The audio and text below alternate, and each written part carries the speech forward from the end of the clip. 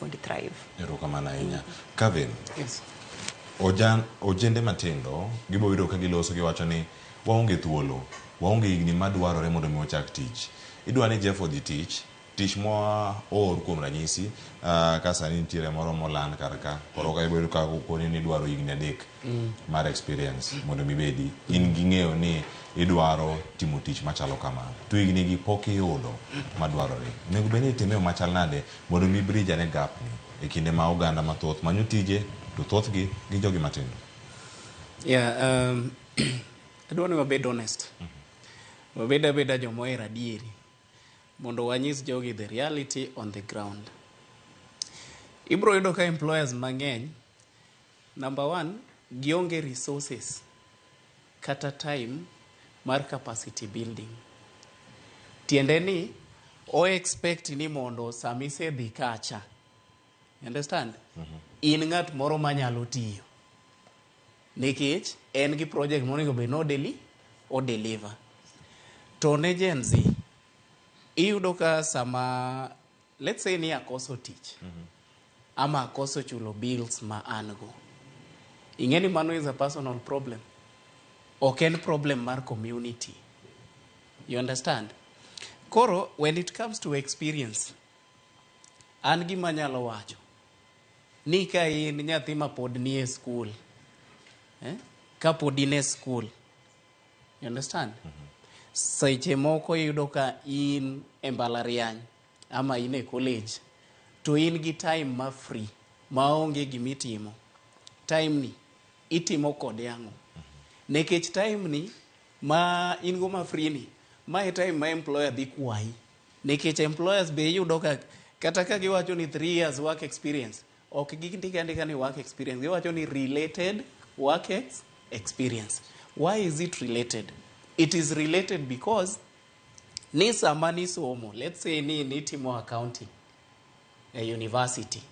Sama ni somo, be ni volunteer kate kanisa moro midhiega pile maonge accountant cha. Be nitiere academy moro man bathi kama udake cha. Mani wacho ni bwana, an atimo accounting. Miyauru opportunity mondo anyalo konyo gi books magu. You understand? Koro Gen Z oningo bed ni timo gimiluongo ni capacity building. Not every employer, and this I have to give it to Lillian, aero tich motimo seriously. Iyudo ka samoro okao vijende matindo through program manuwacho mar DTB no. Aneno ka gi-train. Moko kuom gi gin trainees maga kendo gibiro ginyisa ni no wane training mar DTB. You understand? Koro gima timore en ni there is need for capacity building. It's not a war. Oken lweny mane kind baby boomers gi millennials gi oken war. The thing en niya, there is need to face the reality niya kata in kibiro RMS ka. You know, you had to showcase, you had to show them ni ma en gima nisebedo kitimo even without the platform itself. Koro, let us create the platforms. We create platforms gi right from the time mane wan e school. Nitiere nyako moro nusomo kode Moi apano teloni. Okaparo teloni. Iluonge ni Janet Machoko. Sipna matek ahinya. To kidhi e Twitter kucho, iyudo ka en very active nyakisi.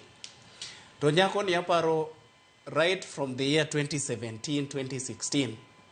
Iyudo ka nanyalo luonge.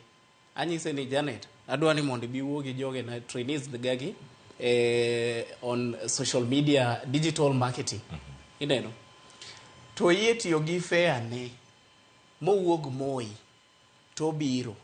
To kose biro to no miyaga mana request adi. Onyisa ni Kevin kwa se train, make sure ni awuok gi pichni maler ka.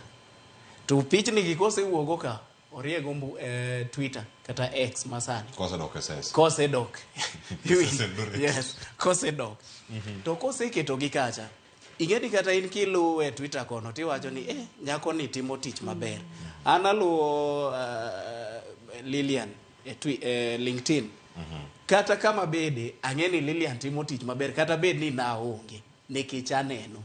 Koro yudo ka nyako ni by the time mano graduate eno yudo gigs madongo. Weri gi gigs moko ma ngato luongi 10,000 eno yudo mag hundreds of thousands. You understand? And as we speak, en brand maduong' ahinya. Koro let us challenge these people. Ni sama in gi free time. What are you doing with that free time? Knowledge miyude e school cha. Ere kaka itiyo kode mondo ji one ni in gi knowledge no. Itime nade. Mano e gima waluongo ni job seeker visibility. Tiende ni chiro mar tich opong'. En congested. To chiro mar tich kata job market opong' nyaka gi nepotism. Ma Lilian ka nigi opportunity odwa mana miyo watne. Opong' nyaka gi ka Cleophas nigi opportunity odwa miyo mana osiepne mong'eyo. Ok odwa miyo ng'ama chielo. Opong' nyaka gi tribalism. Jadhot. Koro in kaka wuod Luo, ere kaka idhi hakikisha niya ji oneni kendo ji omiyi tich kaluwore gi tich maler misebedo kitimo, as opposed to gimisomo ama ng'eyo ni nidhi e University of Nairobi katieko. Just one thing Lilian aparo ni sendiko proposals kimanyo kata grants mondo organization maybe o fund program moro mitimo. Iyudo ka kata organizations sama indiko proposal gibro penji niya to in isebedo kitimo ang'o without pesa mwada mini. Koro tiende ni pesa gicha gimi mana ka obiro medo on top of what you have been doing. Mane gima gitimo. Ng'ama ne gone medi, ng'ama onge go, kata matin ma en gone mae. Ang'o ma in gone lweti. E gigi duto matimore Jeff, gigi ok